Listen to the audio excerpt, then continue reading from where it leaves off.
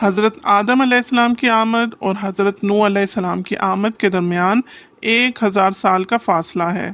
اس عرصے کے دوران تو لوگ توحید پر قائم رہے، پھر آہستہ آہستہ شیطان نے انہیں شرک کے راستے پر ڈال دیا۔